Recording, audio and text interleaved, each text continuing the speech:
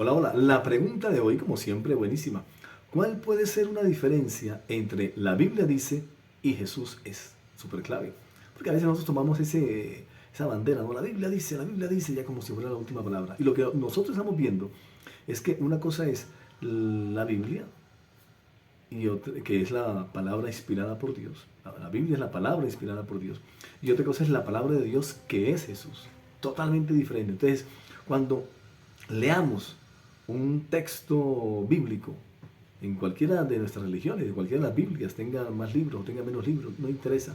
Cuando leamos un texto bíblico, un contenido bíblico, hay que pasarlo por la esencia de Jesús para ver si pasa o no pasa. Así de sencillo. Entonces, tomemos un ejemplo concreto para que usted también pueda hacer estos ejercicios que son súper claves. Hay un escritor inspirado por Dios, obviamente, porque toda la escritura es inspirada por Dios. Y solamente Jesús es la palabra de Dios. Hay un problema en una de estas iglesias primeras, ¿no? De las primeras congregaciones, en los primeros tiempos, en los primeros siglos, en el primer siglo prácticamente de los tiempos que llamamos tiempos después de Jesús o después de Cristo. Y este líder espiritual de la época, uno de los apóstoles, digamos, o por lo menos posterior, conocido como el apóstol Pablo, escribe a raíz de una inquietud que esta iglesia o este grupo de congregaciones en este lugar le, le inquietan, ¿no? Sobre algunos asuntos que está pasando dentro de la iglesia con algunos nuevos creyentes y demás, algunos comportamientos y conductas. Y él, para responder esta inquietud, pues hace la carta y se las envía a estas comunidades. Y aquí les dice algo súper clave, porque si uno lee la Biblia así, de, de primerazo, sin filtrarla por la palabra de Dios que es Jesús, puede terminar en una serie de contradicciones. Entonces les dice, me cuesta creer lo que me informan acerca de la inmoralidad sexual que hay entre ustedes. Parece que es un problema de este tipo de comportamientos. Algo que ni siquiera los paganos hacen. Me dicen que un hombre de su iglesia vive en pecado con su madrastra. Y eso está como interesante. Ustedes están muy orgullosos de sí mismos. En cambio, deberían estar llorando de dolor y vergüenza y echar a ese hombre de la congregación. Eso está buenísimo. Sigamos. Aunque no estoy con ustedes en persona, dice aquí el escritor, sí lo estoy en el espíritu. Y como si estuviera ahí, ya emití mi juicio sobre este hombre. Es decir, ya, esto ya está, la sentencia está lista. En el nombre del Señor Jesús, ustedes deben convocar a una reunión de la iglesia. Yo estaré presente en espíritu, igual en el poder de nuestro Señor Jesús. Entonces deben expulsar a ese hombre, fuera de la congregación, y entregárselo a Satanás. Oiga, tremendo, está como fuerte aquí el apóstol Pablo. Para que su naturaleza pecaminosa sea destruida y él mismo sea salvo el día que el Señor vuelva. Y termina esta parte diciéndoles, no es mi deber juzgar a los de afuera, dice él. Ahí ya como que empieza. Pero sí es responsabilidad de ustedes juzgar a los que son de la iglesia y están en pecado. Así que los sacan, así. Sin más ni más, ya he dado un juicio y se va. Se congregan todos ustedes y me sacan a este señor inmoral de la congregación. Entonces eso, si uno lee esto, así nomás, y como uno dice, esto es la palabra de Dios, y se le olvide que es la palabra inspirada por Dios, y que hay algo que está por encima de la palabra de Dios, de la palabra inspirada de las Escrituras, que es la palabra de Dios, que es Jesús. Entonces puede uno cometer ese tipo de contradicciones.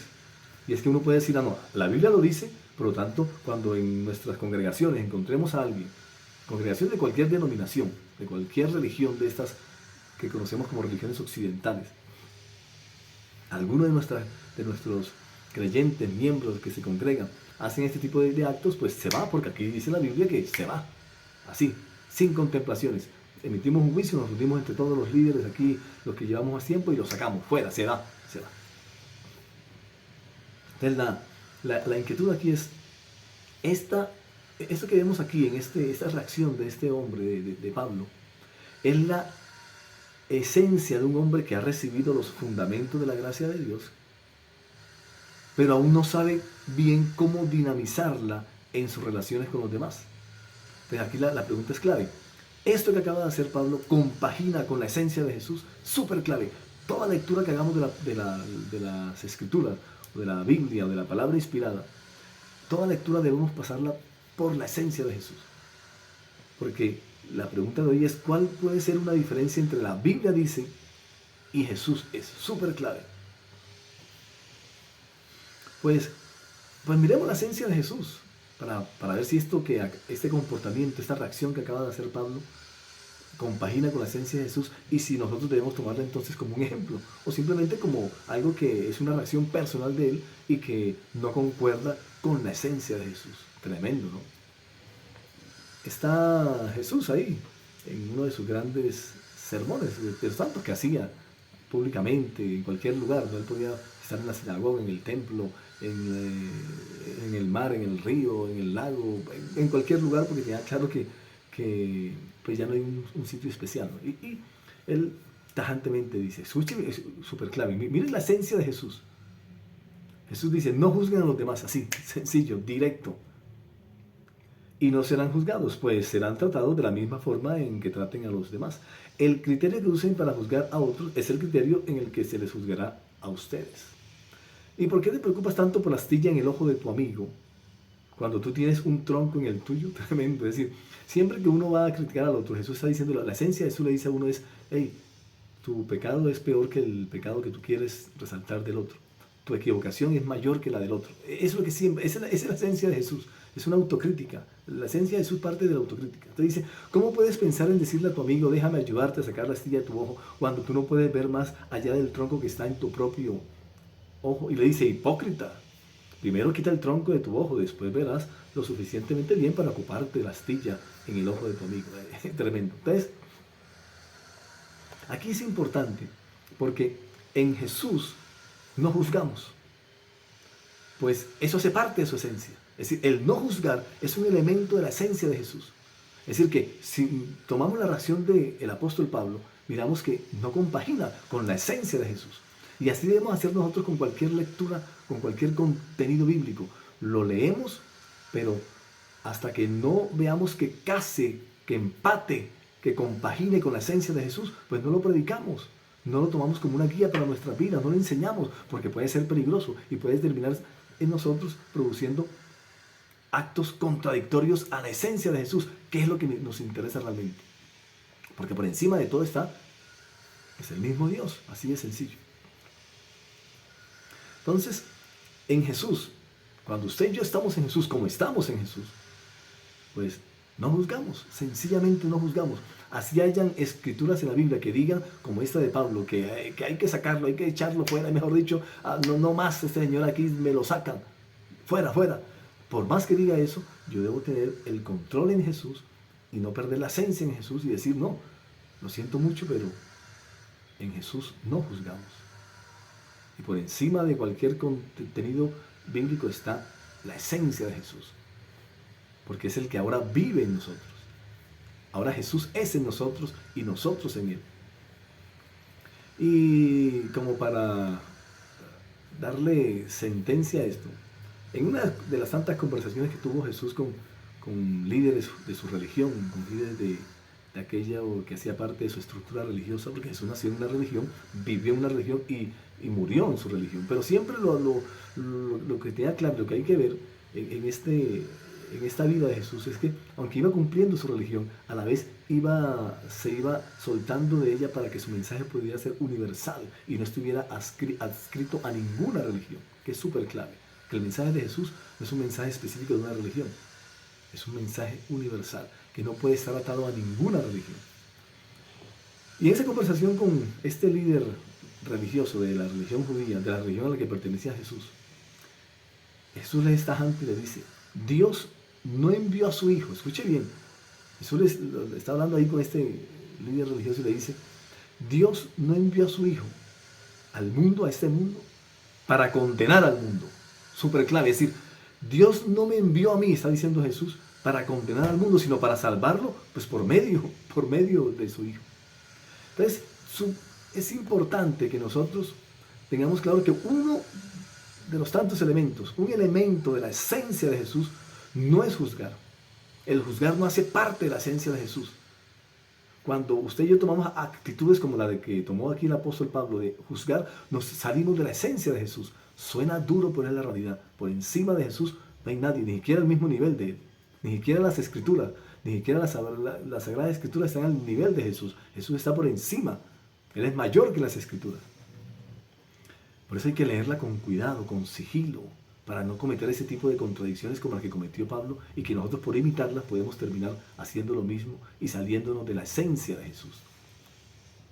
Un elemento de la esencia de Jesús no es juzgar y mucho menos condenar, que ya es el proceso final del juzgamiento, ¿no? Es decir, ya es la sentencia, no, eso no hace parte de Jesús. La esencia de Jesús es salvar.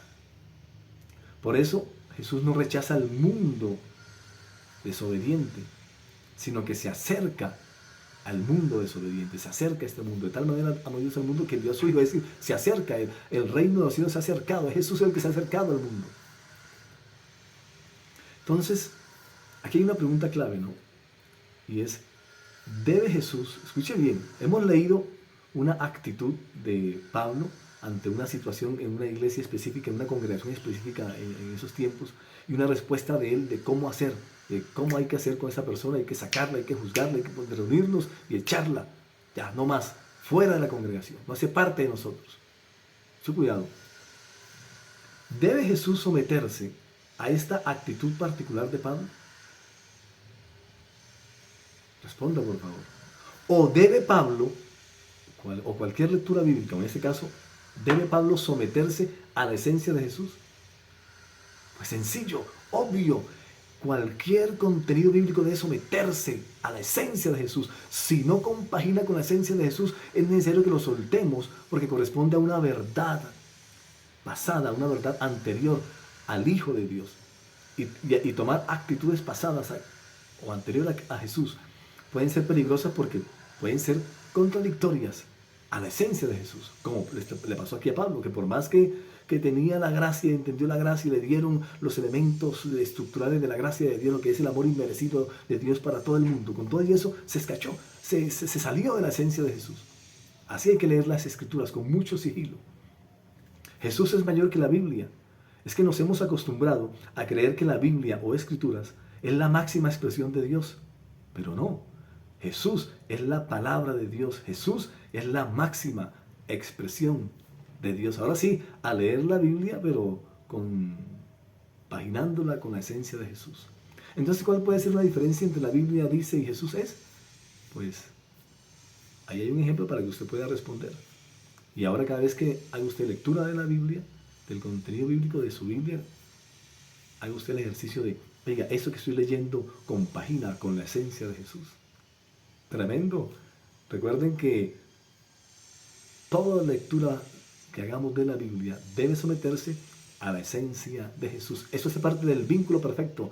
Chao y nos vemos en el cielo.